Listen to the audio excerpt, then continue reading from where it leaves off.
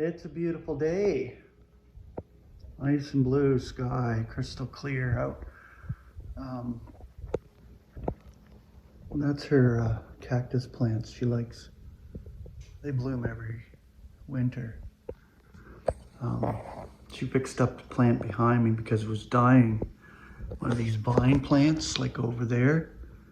And it was dying and had dead leaves on it, and that was actually behind me.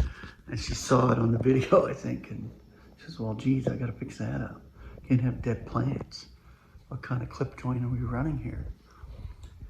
So she clipped it back and fixed it up so it didn't look bad on the camera, I guess. Anyway, so I came across the word prophecy. Decided to do a word study on this because prophecy is mentioned in scripture many times.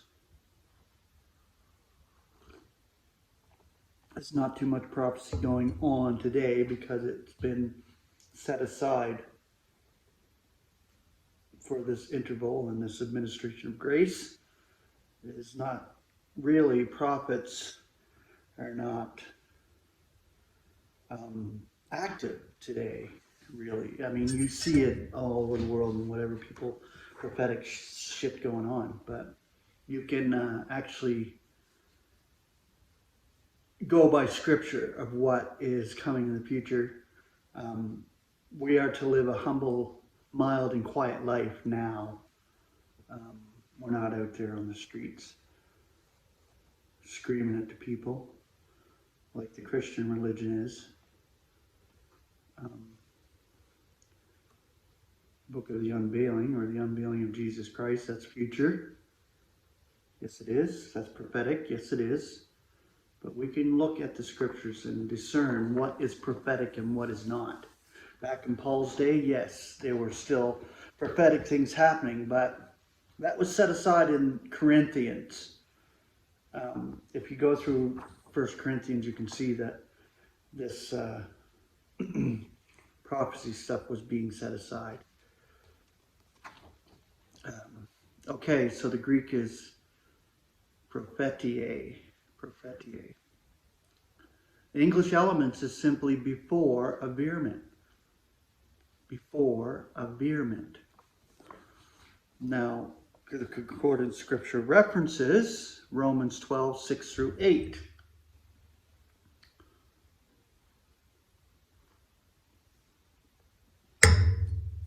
Now, having graces excelling in accord with the grace which is given to us, whether prophecy exercise it in accord with the analogy of the faith, or dispensing in the dispensation, or the teacher in teaching, or the entreater in entreaty, the sharer with generosity, the presider with diligence, the merciful one with glee.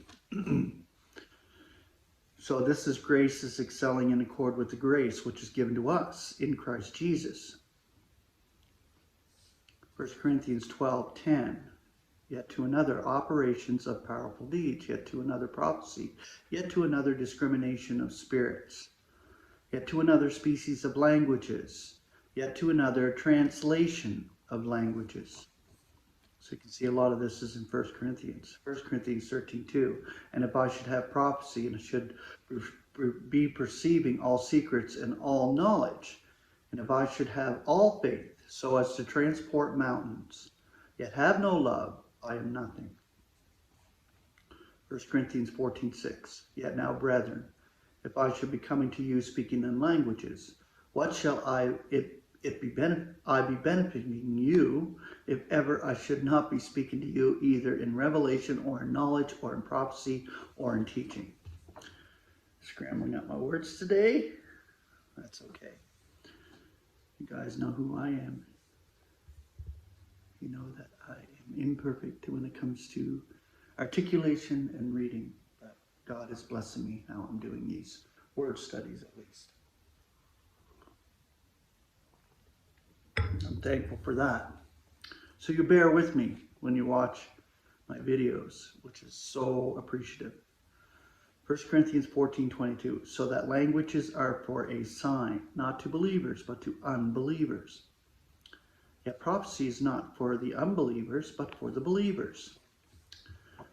1 Timothy 1:18, the charge I am committing to you, child Timothy, according to the preceding prophecies over you, that in them you may be warring the ideal warfare.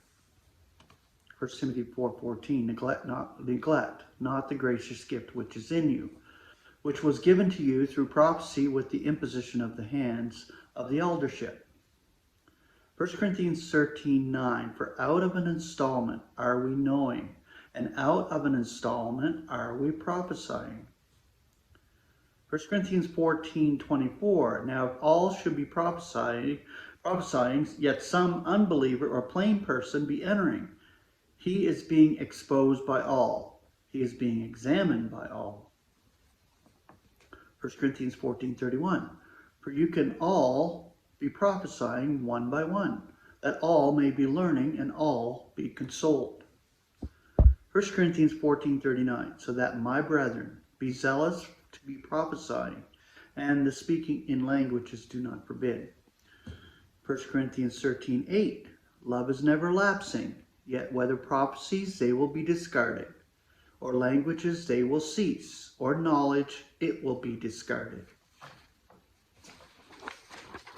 And the last one, be pursuing love, yet be zealous for the spiritual endowments, yet rather that you may be prophesying. For he who is speaking in a language is not speaking to men, but to God. For no one is hearing, yet in spirit he is speaking secrets. Yet he who is prophesying is speaking to men for edification and consolation and comfort.